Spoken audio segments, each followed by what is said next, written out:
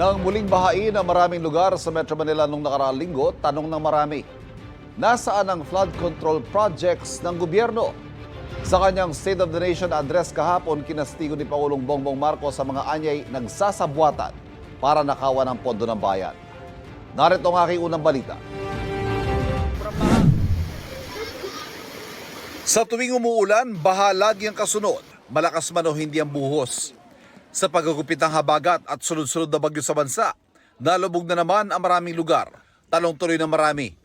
Anyari sa flood control projects. Sa kanya ikaapat na State of the Nation address, matapang ang mga binitiwang salita ni Pangulong Bongbong Marcos. Mahiya naman kayo sa mga kabahayan nating naanod o nalubog sa mga pagbaha. Mahiya naman kayo lalo sa mga anak natin na magmamana sa mga utang na ginawa ninyo nang binulsan nyo lang ang pera.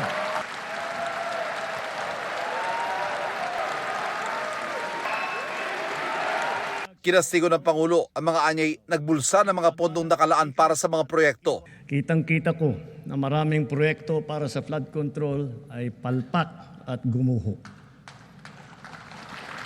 At yung iba, guni-guni lang. Huwag na po tayo magkunwari. Alam naman ng buong madla na nagkakaraket sa mga proyekto. Sa mga nakikipagsabwatan upang kunin ang pondo ng bayan at nakawin ang kinabukasan ng ating mga mamamayan. Mahiya naman kayo sa inyong kapwa Pilipino. Iniutos ang Pangulo na i-review at i-audit ang mga flood control project na di napakinabangan. Pinagsumitin niya ang Department of Public Works and Highways o DPWH ng listahan ng lahat ng flood control projects sa nakalipas na 3 taon at tiniyak na pananagutin ang may sala.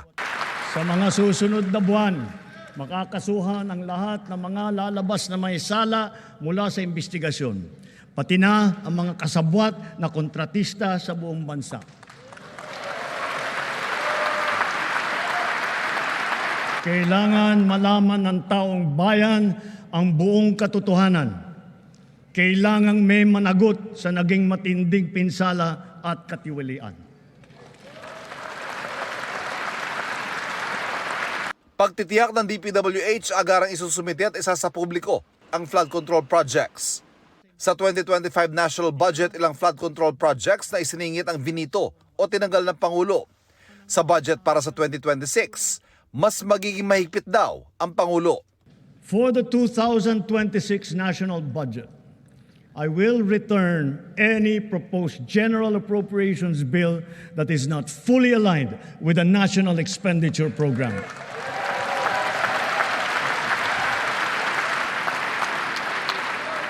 And further, I am willing to do this even if we end up with a reenacted budget.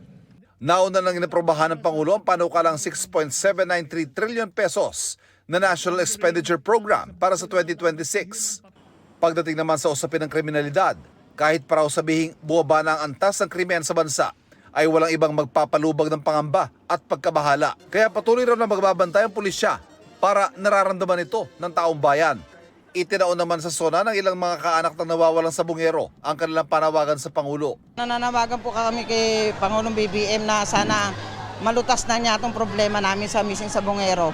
Ang Pangulo, tiniyak na walang sisinuhin sa pagpapanagot sa mga nasa likod ng anyay karumal-dumal na krimen. Nagtutulungan ang buong pamahalaan para lutasin ang mga kaso ng mga nawawala dahil sa walang pakundangang kagagawan ng mga sindikato sa likod ng madilim na mundo ng mga sabungan. Hahabulin at pananagutin natin ang mga utak at mga sangkot, sibilyan man o opisyal.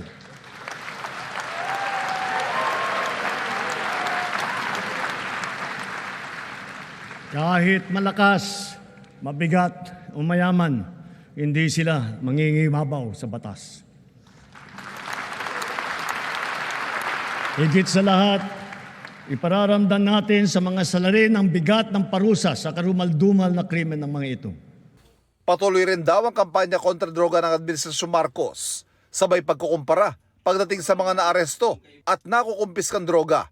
Sa lahat ng mga operasyon na ito, mahigit 153,000 ang naaresto. Sa 3 taon lamang, halos mapantayan na ang kabuuang huli ng nakaraang administrasyon.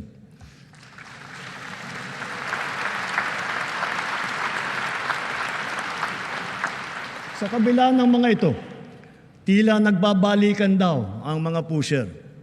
Kaya patuloy ang ating mga operasyon laban sa mga drug dealer, sila man ay big time o small time. Binigyan din ng Pangulo sa SONA ang foreign policy ng administrasyon na the Philippines is a friend to all, an enemy to none. Sa kabila nito, iginiit niyang mas paigtingin ang pagprotekta ng Pilipinas sa ating teritoryo sa gitna ng mga banta. Sa harap ng mga bagong banta sa ating kapayapaan at soberanya, mas maigting ngayon ang ating paghahanda, pagmamatsyag at pagtatanggol sa ating sarili. Ganun pa man, tayo pa rin ang nagtitimpi at nananatiling nagpapasensya, lalo na sa pagtanod sa ating buong kapuluan at sa pangangalaga sa ating interes. Nagpasalamat din ang Pangulo sa mga OFW na dahilan niya, kaya naipapamalas ang angking galing, kabutihan at puso ng Pilipino saan mang sulok ng daigdig. Aminado ang Pangulo, bigo at dismayado ang mga mamamayan sa pamahalaan kaya pipilitin daw nilang galingan pa sa huling 3 taon ng administrasyon. Ang leksyon sa atin ay simple lamang. Kailangan pa natin mas lalong galingan.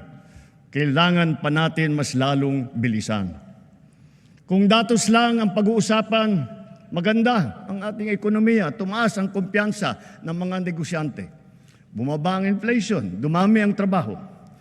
Ngunit ang lahat ito ay palamuti lamang, walang saysay, kung ang ating kababayan naman ay hirap pa rin at nabibigatan sa kanilang buhay.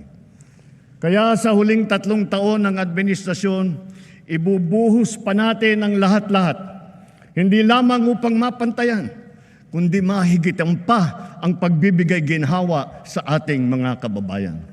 Ito ang unang balita. Ivan Merina para sa GMA Integrated News.